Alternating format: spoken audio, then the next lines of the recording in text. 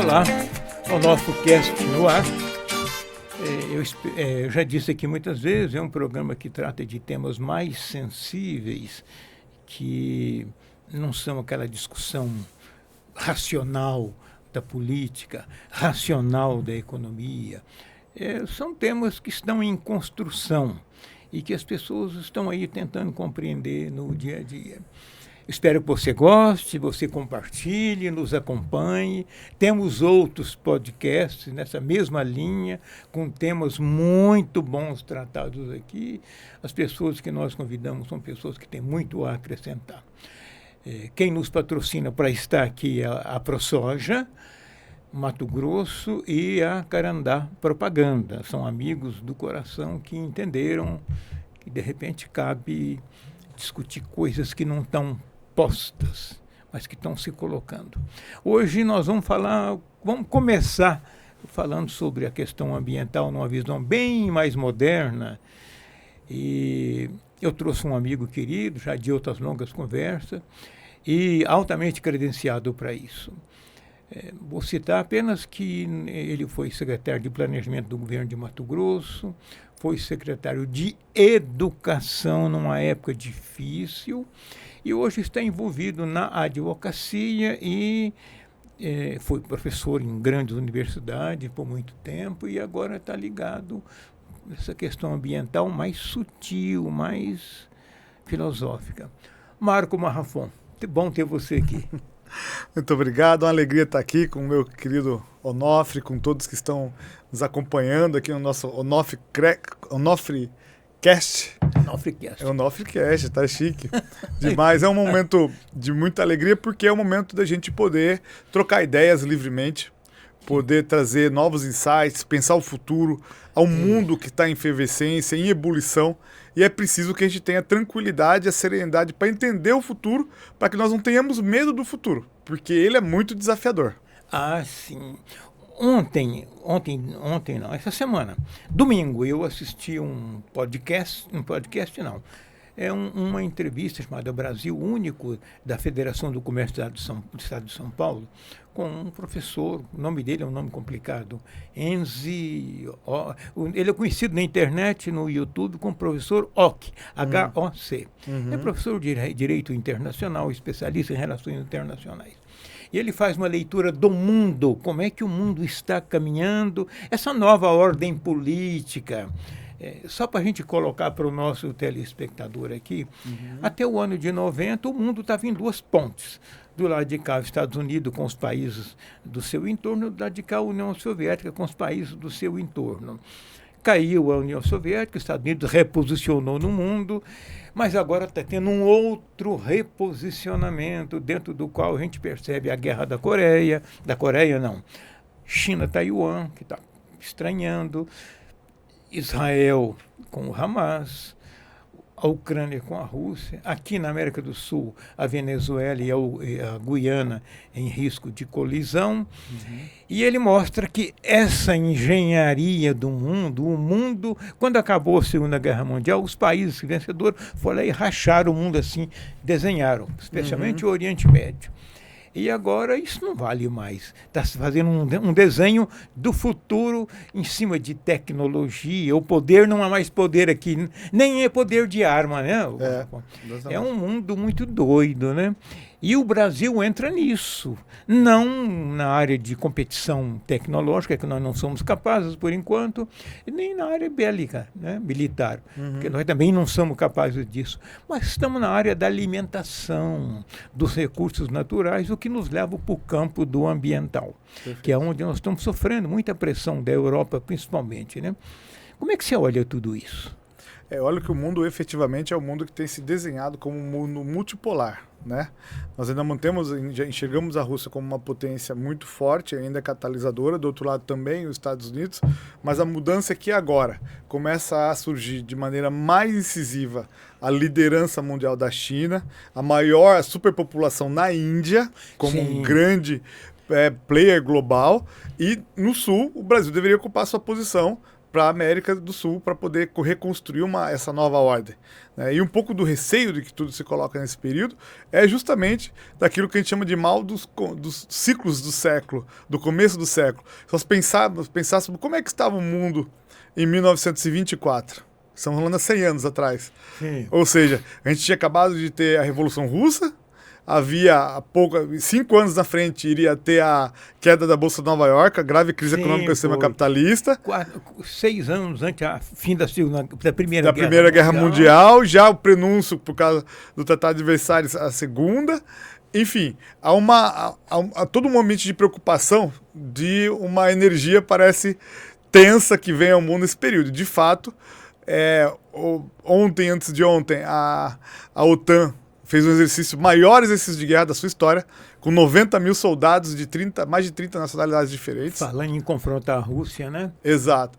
Então há um momento de muita tensão, de muita apreensão mundial, e isso vai trazer impacto. Agora, há algo que não se perde. E esse algo é a grande riqueza que nós temos, alimentar e ambiental. Nessa palestra que eu assisti, e depois eu assisti outra na mesma série com o mesmo professor, eu vou pegar o nome dele aqui, na hora que você estiver respondendo a pergunta. Ele questiona muito o papel que o Brasil não está se colocando nesta oportunidade que está surgindo.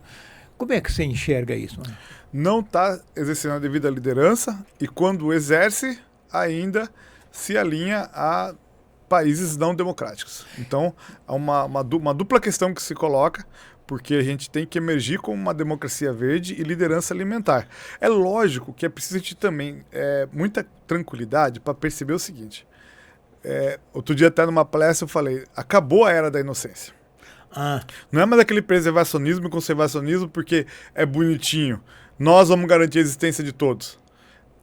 A questão da preservação e da conservação do verde, ela é uma questão, primeiro, de sobrevivência da humanidade e que, segundo, merece a devida remuneração para que a gente possa abrir mão de certas atividades produtivas em troca de outras atividades produtivas que estejam de acordo com aquilo que nós chamamos de bioeconomia.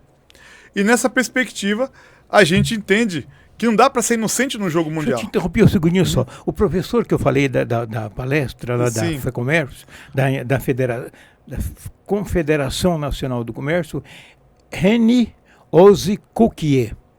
Eu não sei se a pronúncia é correta, mas pelo visto, Cuquier, René Ozzy Cuquier ou Cuquier, não sei. Desculpa, estava interrompendo. Maravilha.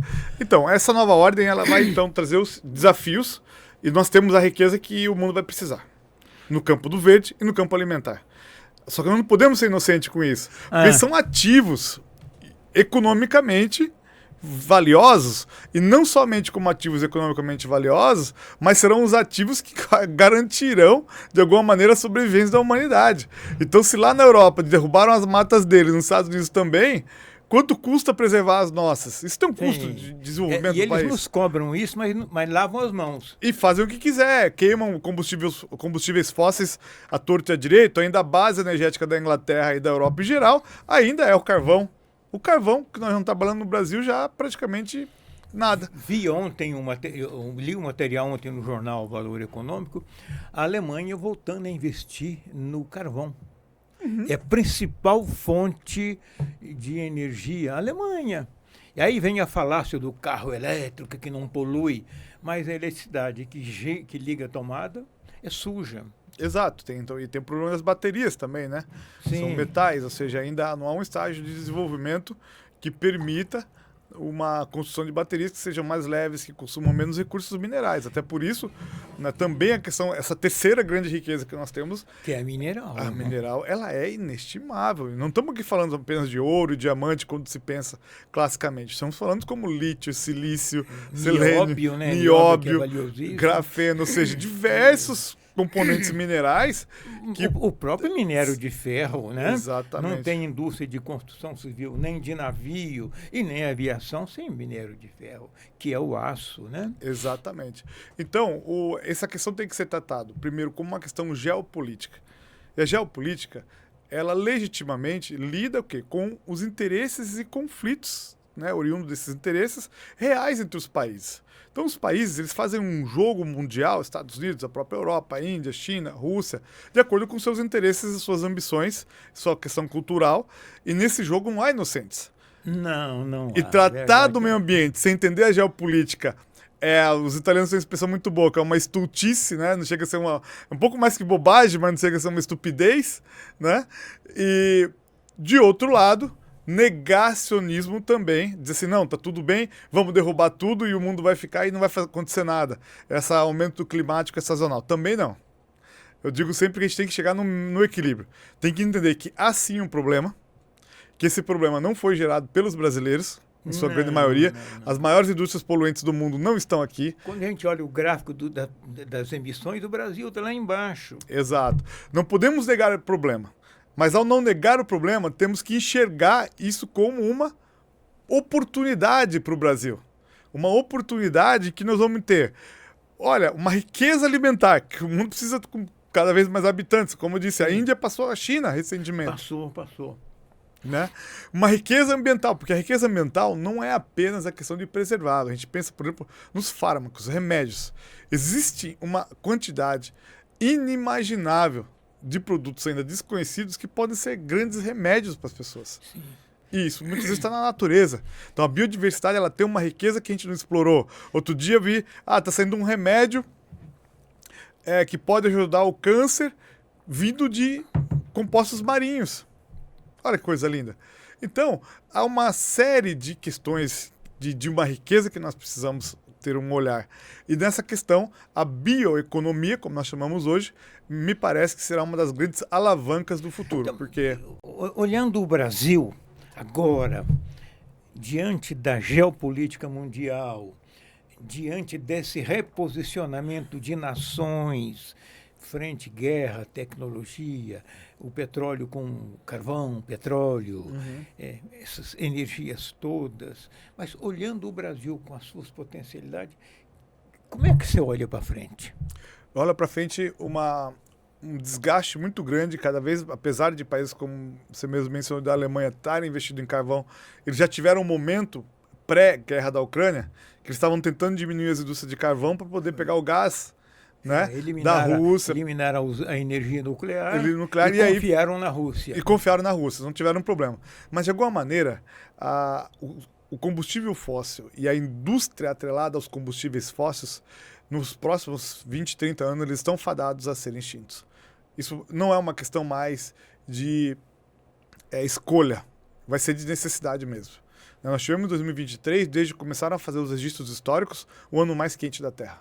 Foi. Né? Recentemente, a Patrícia Ellen, ela da Aya Earth, né, Partners, né, amigos, né, pelo mundo, pelo planeta, que é um hub de negócios, na verdade, né, não é algo do tipo, vamos ficar só falando sobre idealismo. Vamos fazer também com que isso se torne negócio.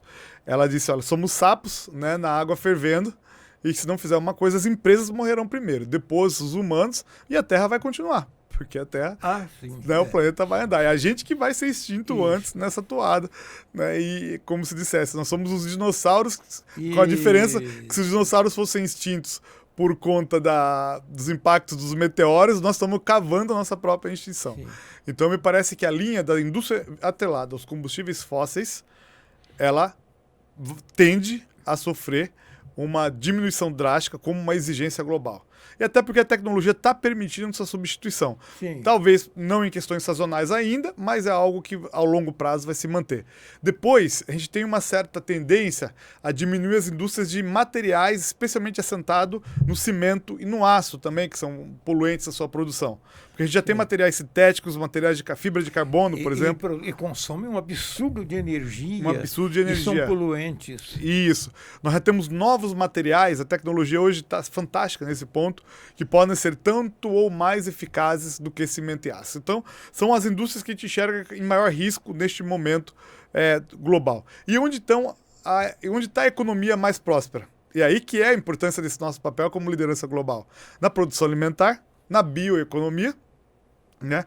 Na energia sustentável, biocombustíveis atrelado à energia e à própria produção agrícola, né, onde você tem oportunidades ímpares de pensar os fertilizantes orgânicos, por exemplo, as fábricas, o próprio etanol de milho, que é uma grande construção que a gente está aqui assistindo em Mato Grosso, um grande desenvolvimento. Sim. Ou seja, há todo um novo modelo de produção de materiais biosintéticos, né, que já comprometidos com uma nova produção, com as fibras que sobram, né, por exemplo, do milho, né, na colheita, também na área de energia, produção e fármacos e remédios. Então são indústrias que a gente olha para o futuro e fala assim, qual seria a área de pensar um futuro para um filho que você indicaria? Acho que sem sombra de dúvida, né, com a inteligência artificial, tudo começaria pela tecnologia, até para que tenha esses materiais. Mas atrelado a ela é a questão da sustentabilidade e a bioeconomia. E ninguém está falando aqui de ser radical na questão verde. É entender que a questão verde é um ativo que gera lucros. E, além do que, é um ativo humanitário, civilizatório, né? Civilizatório, com certeza. Além de gerar lucros, ele é civilizatório. Eu diria mais, ele é um ativo de sobrevivência. Sim. É um ativo de sobrevivência. Gente, você é mais novo do que eu, talvez não tenha acompanhado. A década de 70 e 80, o cinema trouxe muita tecnologia, discussões que na época pareciam, já era chamado de ficção científica e que hoje é realidade.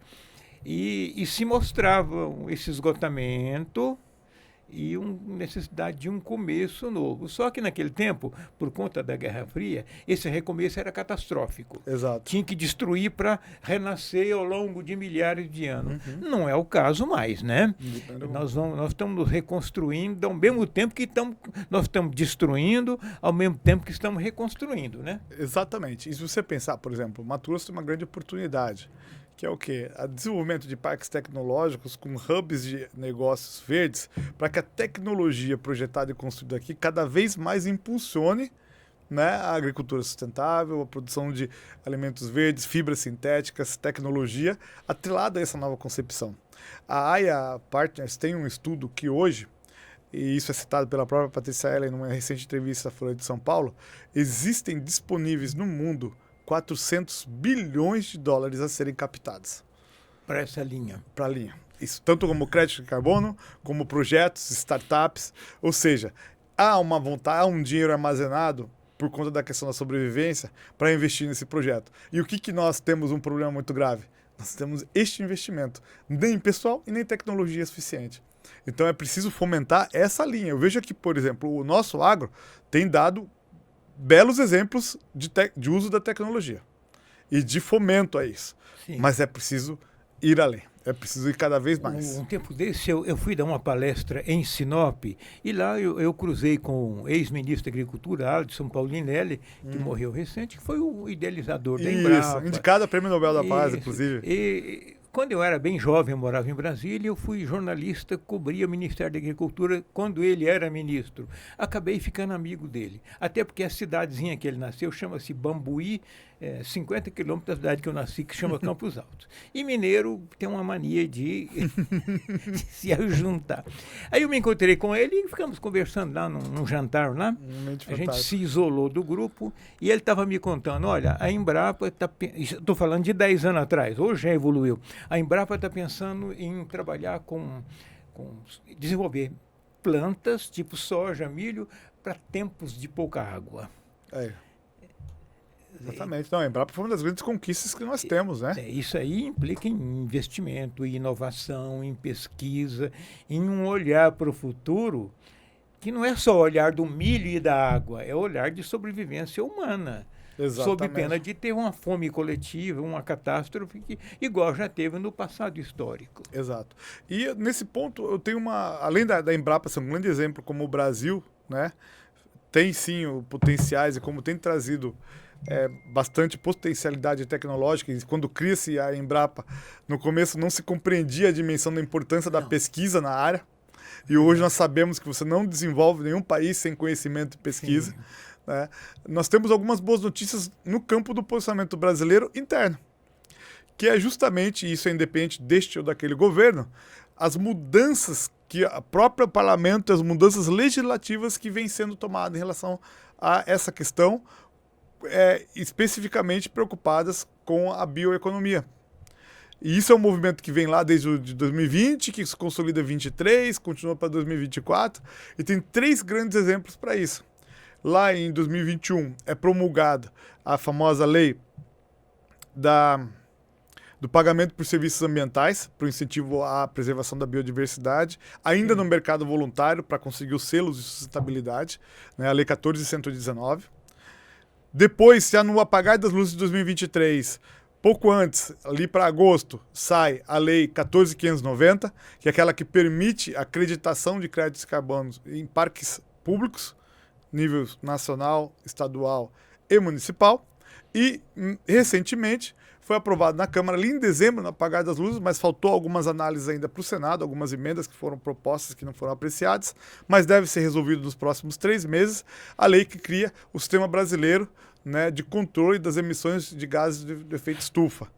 Né? E isso vai gerar o quê? A criação do mercado de carbono chama regulado, onde você vai ter aí uma autoridade nacional que vai cuidar, o crédito de carbono se transforma por via legislativa num título de crédito regido pela Comissão de Valores Mobiliários. Olha, e aí então você tem como... vira ativo financeiro. Ativo financeiro, é isso. Já é no mercado voluntário, mas o mercado voluntário ele é muito suscetível a grandes especulações, a uma grande... Né, mentiras de todo lado, desculpe a sinceridade, porque é aquilo que fala, né? A gente fala em crédito de carbono para um produtor, ele diz, você é igual cabeça de bacalhau, eu nunca vi. O dia que o primeiro receber, nós vamos lá conversar. Então eu também sinto isso. Quero dizer isso, mas enxergo que há um movimento do qual não haverá mais como escapar.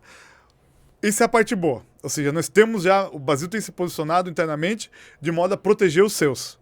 E isso, como eu disse, independente do governo. A parte ruim, nós não temos ativo cognitivo.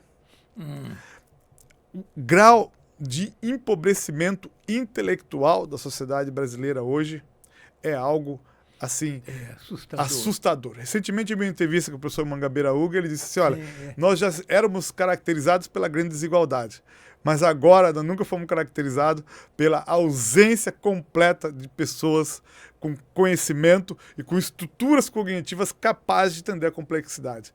Né? O nosso QI hoje médio já é um dos mais baixos do mundo. Estamos muito atrás, nós chegamos a 87, enquanto o médio seria em torno de 100. Né? E você sente esse empobrecimento intelectual, pode ser sim um vetor, né, de atraso no nosso desenvolvimento. Basta qualquer industriário, produtor vier aqui e falar sobre a mão de obra como está no Brasil. É assustador. Eu ouvi nesse fim de semana, a primeira coisa é que o Brasil, as relações diplomáticas brasileiras estão muito ideológicas. Muito. Então, o Brasil não se posiciona diante do mundo como uma nação com projeto de Estado, e sim com projeto de governo. No meu governo, no meio ambiente será tratado assim. Aí muda o governo, vem outro e diz, no meu governo. E nesse momento está muito ruim, porque o Itamaraty ficou ideológico das relações exteriores do país. Tal.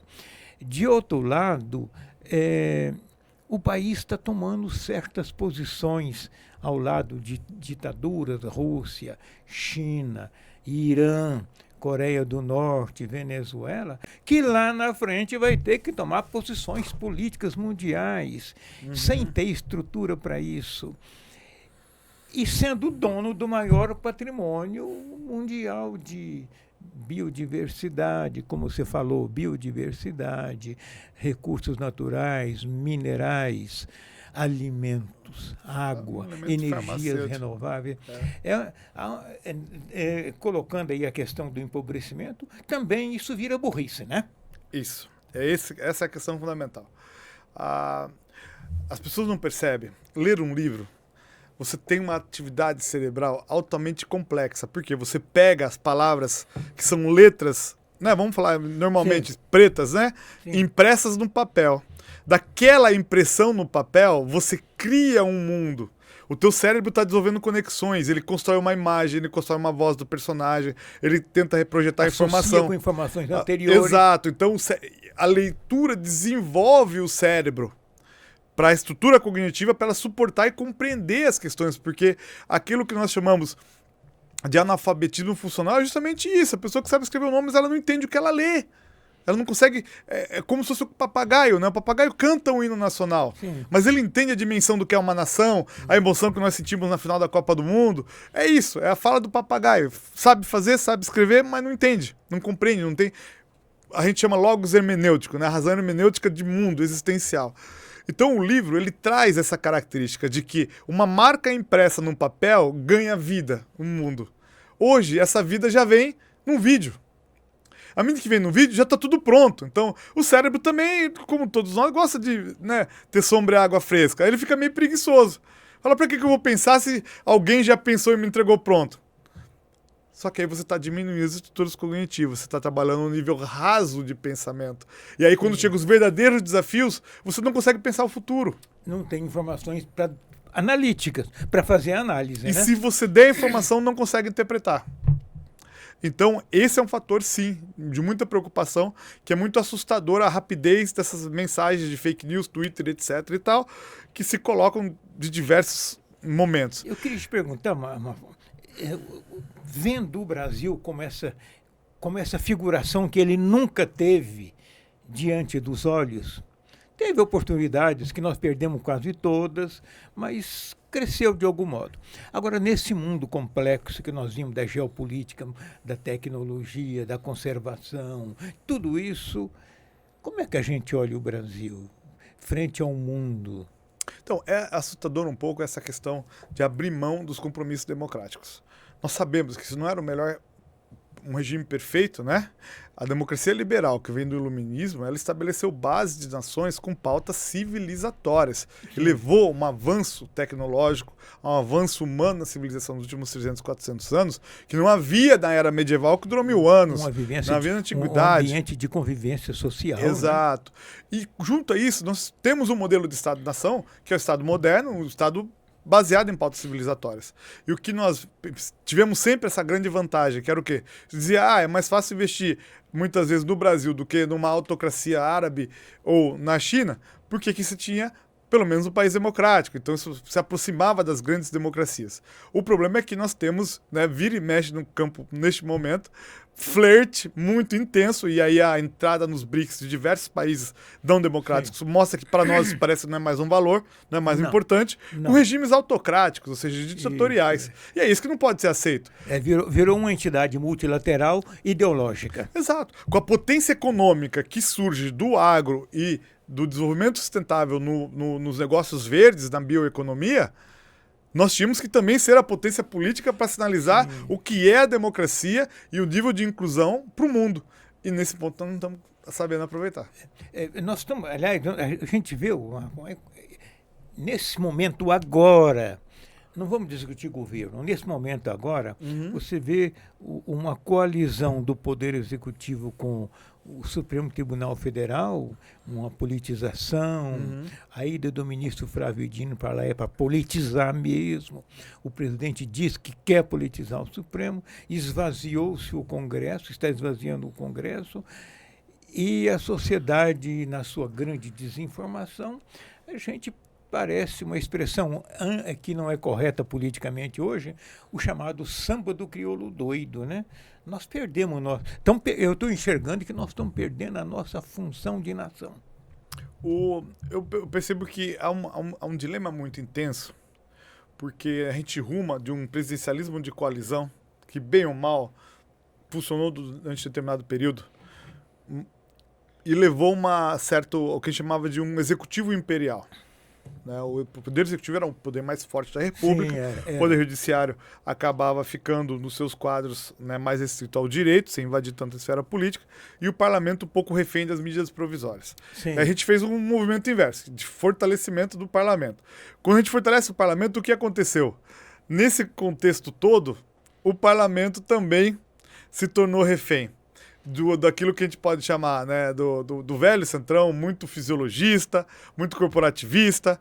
Veja, essa questão das emendas parlamentares. Eu entendo a importância da emenda parlamentar, mas num patamar que inviabilize a verba disponível do orçamento não dá. Por quê? Você acaba inviabilizando o planejamento de Estado. Fica cada deputado querendo achar só a ponte do seu bairro e ninguém pensa o país como um todo para fazer grandes investimentos estruturantes. Então, há um parlamento que agora começou a se mostrar, tanto que a gente fala hoje com bastante tranquilidade, há debate sobre isso, né, sobre o semipresidencialismo. Sim, né? O próprio presidente Lula agora já em alguns momentos disse, olha, não era mais como era em 2003. Entendeu? Agora parece estar muito mais empoderado. Tá? Aí porque ele está buscando aliança com o Supremo para ver se segura. Mas o triste dessa história é que esse movimento do empoderamento parlamentar, no campo teórico, ele é aquilo que nós sonhamos como democracia. Qual que é o problema? Que nós estamos fazendo esse empoderamento com talvez o parlamento mais fisiológico, corrupto e etc. que nós já tivemos. É uma coisa assustadora o nível de barganha, chantagem e etc. A ponto de perderem o que eles chamam símbolos da República. Nós sabemos que, na prática, a República Brasileira ela sempre teve seus defeitos. Ela foi quase sempre um simulacro. Sim, foi. Mas a imagem republicana ela é um cimento social. Quando, né, o presidente da Câmara dos Deputados cria um pagamento de R$40 mil para um auxílio mudança de deputado que está reeleito e está lá em Brasília, e o cara põe os 40 mil no bolso. Veja, 40 vezes 15, 13, quanto isso não dá? Sem o menor pudor. Aí você pergunta, mas você mudou? Vamos lá, é questionável a existência de um auxílio mudança. Mas se o cara tá chegando em Brasília do nada, tá vindo de Mato Grosso, do Acre, tá lá. Faz sentido. Faz o mínimo de sentido, né? Mas faz sentido. Agora, se ele já tá lá, estabelecido. Então, quando acontece uma coisa dessa, hoje as pessoas assistem a TV Câmara, assistem o Senado. Já tá competindo com novela. Né? E aí a revolta com a democracia. Vai dizer, democracia é isso aí? Olha a palhaçada que esses caras estão fazendo. Outro dia eles mudaram a lei de licitação sem ler a lei de licitação. A reforma tributária foi assim. A reforma tributária no afogadilho. Então, nós estamos, e isso eu tenho dito em vários fóruns de discussão, num momento de extrema disfuncionalidade dos poderes. Os poderes como um todo. Do judiciário entrando onde não quer, do parlamento trocando a mão pelos pés e o executivo, sabe... O judiciário governando ao modo sem planejar. Aí, o que isso nos leva? É o fim de um sistema ou o nascimento de uma coisa que vai além do semipresidencialismo? Como é que você olha isso? Se começar, acho que com os tempos contemporâneos, se começar a ter um pouco de juízo, a população é democrata. Sim. A população gosta da democracia e vota bem, muito melhor do que nós pensamos. O que é ruim são o material colocado à disposição dela para votar, né? Exato. Mas em momentos cruciais a população foi lá e tomou posições. Reagiu. Então a pulsão democrática ela é mais forte. O brasileiro, então, é de índole democrática? Eu entendo que sim. Agora, se continuar completo, é uma hora mesmo de chamar os poderes e falar assim, vamos fazer um pacto republicano. Determinadas atitudes, elas não são tanto pelo prejuízo ao erário que elas causam, mas elas são danosas por violarem os princípios republicanos e desgastar a democracia como um todo. Uma lei de licitação aprovada na calada da noite, sem que ninguém tenha lido. A lei é aquilo que obriga você e eu a fazer ou a deixar de fazer algo. Se esses caras nem leram, qual que é a legitimidade dessa lei? Sem compromisso nenhum, né? Nenhum. Atendendo a algum tipo de interesse. De interesse, a própria reforma tributária tem traços assim. Sempre teve dificuldades no trâmite e às vezes um certo atropelo, mas chegou num nível extremo. Então, se os poderes em si não entenderem que é preciso um pacto pela República e pelo menos sinalizar, né, a impressão que dá é que eles perderam o pudor.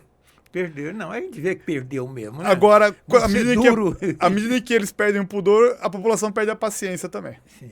E aí os desfechos são os mais inimagináveis possíveis. Eu me lembro bem, na época do fim do regime militar, a emenda Dante de Oliveira polarizou o país. Uhum. Me recordo que a Praça da Sé em São Paulo, num país que tinha 100 milhões de habitantes, juntou 1 milhão de pessoas. Seria hoje 2 milhões. 2 milhões de pessoas é muita gente. Aqui em Cuiabá, que era uma cidadezinha pequena de 180 mil habitantes, eu fui lá, 60 mil pessoas na Praça Rachid Jaldi. Em Goiânia, 700 mil pessoas. 700 mil pessoas em Porto Alegre. 40 anos atrás, o Brasil era muito menor do que isso.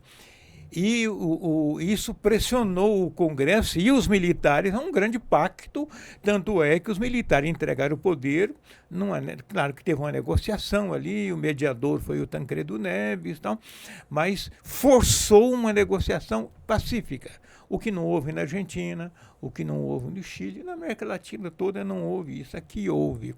O que diferencia nós brasileiros nesse aspecto, né? Sim. A gente é capaz de ir para uma coalizão em vez de ir para porrada, né? Exato.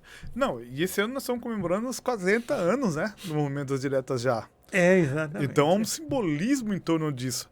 E uma das coisas que eu me pergunto muito, tenho falado isso em diversos fóruns também, é dizer o seguinte: o que nós fizemos, o que a classe política fez, o que a democracia brasileira fez, para que em 40 anos, aquele jovem que tinha 20, 25, 30 anos e estava na rua lutando pela direta já, muitas vezes está tão descrente para a democracia que andou pedindo golpe militar. O que nós fizemos? Veja, o que a gente fez com essa energia das diretas já? É hora de fazer uma reflexão sobre a direta já aos 40 anos dela. O que nós evoluímos? E eu tenho certeza que evoluímos muito com a Constituição 88 e diversos direitos que não abriríamos mão. Direito do consumidor é um exemplo clássico. Nós temos uma legislação que foi determinada pela Constituição, Direito do Consumidor, que é uma das legislações mais avançadas do mundo. Os americanos não têm um Código de Defesa do Consumidor como nós temos. E hoje a gente não abriria mão do Código de Defesa do Consumidor. Verdade.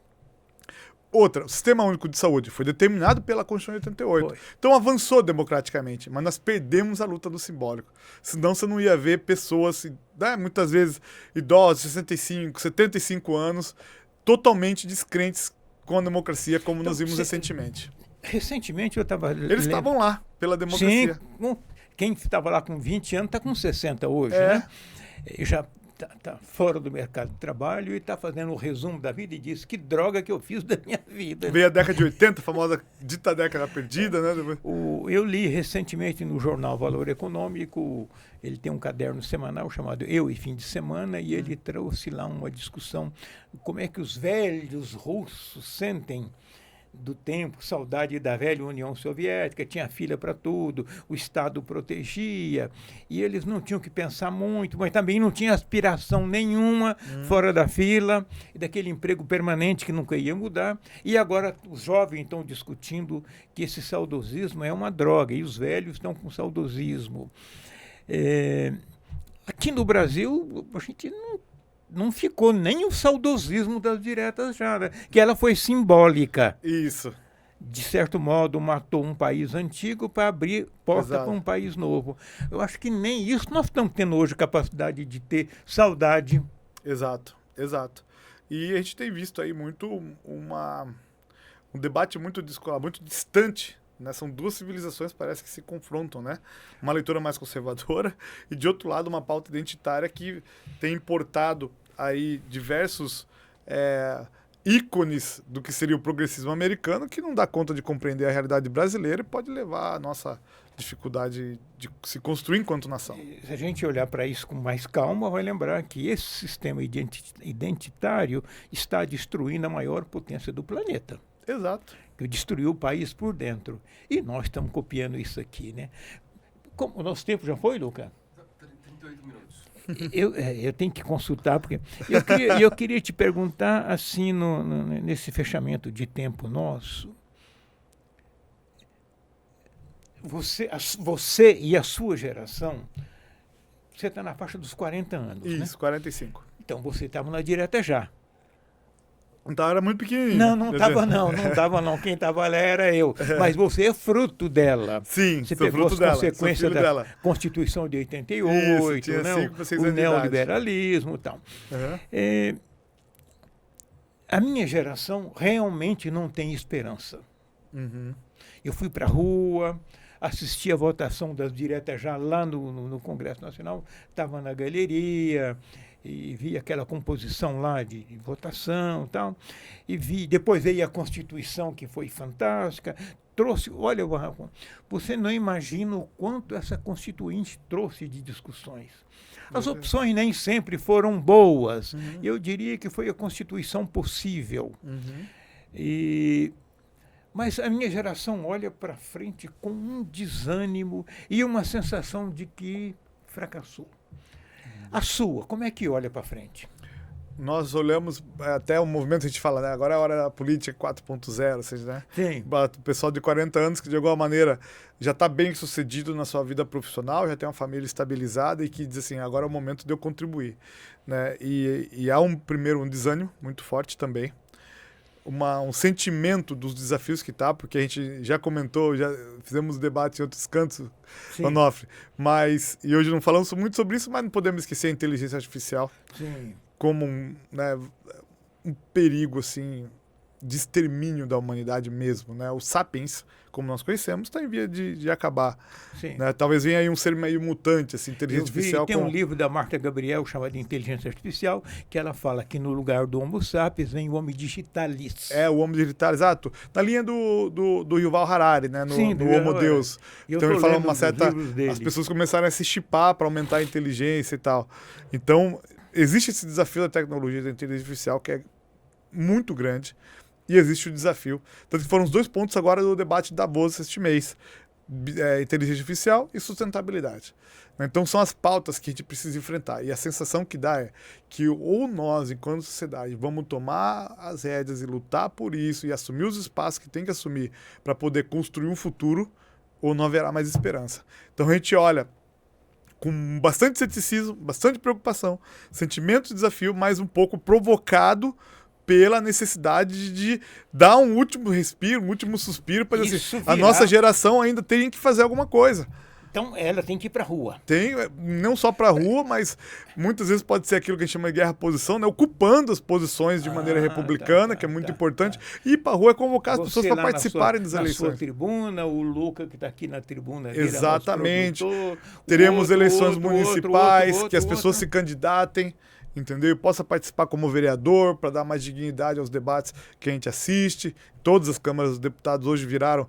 Parlamento no Brasil hoje, quando não está cuidando dos altos interesses lá na Câmara dos Deputados, no nível de Assembleia e Câmara de Vereador virou sessão de homenagem e entrega de moção de aplausos.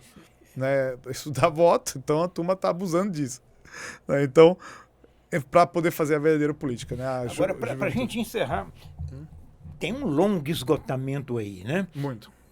Do Estado, das instituições, isso está visível. Mas está surgindo alguma coisa nova no fim desse ciclo? Então, eu sempre tenho dito isso, né? Que nós somos filhos do não mais, o Estado moderno morreu, né? E do ainda não, né? O novo ainda não nasceu. Mas tem surgido, sim, algumas... Do não mais e do ainda não. Do ainda não, exatamente. Do ainda não. Exatamente. É uma transição paradigmática. Né? Até tenho defendido a tese que eu chamo de reengenharia constitucional. Ou seja, ou as instituições mudam para acompanhar a velocidade do mundo contemporâneo, ou as instituições vão cair do jeito que está. Basta ver essa disfuncionalidade entre os poderes. Mas, de alguma maneira, há sim novos modelos de perspectiva. A gente percebe que hoje a juventude já trabalha numa relação muito mais horizontal, é menos focada na ideia de Estado-nação, mas em algumas pautas globais que podem vir a garantir a sobrevivência. E, dentre elas, uma pauta que vai unir, porque une a barriga que precisa comer e o corpo que precisa de uma temperatura agradável, é a bioeconomia. Bom. Muito obrigado pela conversa. Se a gente não resolveu os problemas do mundo, a gente apontou onde é que está doendo, né? Está doendo. Para mim, dói muito, porque eu tenho 80 anos. Eu comecei a me interessar por política aos 10, quando o Getúlio se suicidou. Meu pai comprou um rádio, eu me apaixonei pelo rádio. E comecei a me interessar, aí acabei me interessando por política e vem vindo as fases que vem vindo, e chegou no agora. Parece-me que o agora é o fim do mundo, mas a minha geração está muito frustrada.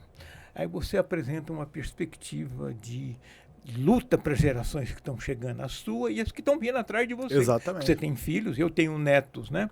Meu filho mais novo tem a sua idade, então eu não tenho preocupação com ele. Ele já está com a vida organizada, mas ele tem uma filha. Exato, eu tenho duas. Então, aí, uma de 12 e uma de 10. Então, a minha neta tem 8 anos. Mas, como eles são muito precoces, comparativamente a gente, eles estão muito mais à frente nas questões. Para a gente fechar, é um momento civilizatório, né? Nós estamos vivendo um momento de transição civilizatória. A civilização como nós conhecemos não vai existir mais e vai vir algo diferente. Não que mais seja, ainda não. Exato. Mas que seja algo que nos deixe felizes, que fomente a felicidade, não a ansiedade e a depressão. O ser humano nasceu para ser feliz, né? Exatamente. E não para ficar brigando de foice no Exatamente. escuro contra o ainda não mais e contra o ainda não. Isso. Muito obrigado pela nossa conversa fantástica e provocativa, né? Muito. E é sempre muito bom estar contigo, Onofre, porque é o momento de oxigenar ideias e expor. Então, agradeço muito o convite para estar aqui, o nosso Onofrecast, que está aí fazendo muito sucesso e tomara que as pessoas possam aí estar acompanhando os debates, dar suas opiniões também, né, no próprio... Ah, sim. E como dão, hein? Não pode, exatamente. Para que a gente fomentar. E depois a gente vem discutir só o que o pessoal comentou dos resultados da entrevista. Pois é. Mas eu vou estar sempre te chamando para a gente discutir. Temos muita coisa boa. Tem pessoas muito boas pensando. Tem. Aqui vieram pessoas muito boas pensando. Que bom. Eu tenho certeza. Independente da minha geração estar muito frustrada, mas eu sempre acreditei que o ser humano nasceu para evoluir. Ele nunca regrediu, mesmo nas grandes crises, grandes guerras, como a Segunda Guerra Mundial.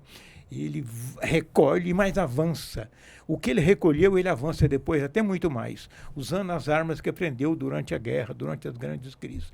Então, o ser humano, ele caminha sempre para a evolução. Espero que você tenha gostado. Comente, compartilhe e nos acompanhe, né? Porque senão não faz sentido estar aqui. Eu entendo que a minha tribuna é essa, já que a minha geração não tem muito mais a fazer, mas como eu sou uma pessoa que estudou a vida toda, eu posso me permitir trazer pessoas que conhecem para falar sobre tudo isso que está aqui. Até o próximo Onofrecast. Muito obrigado e até lá.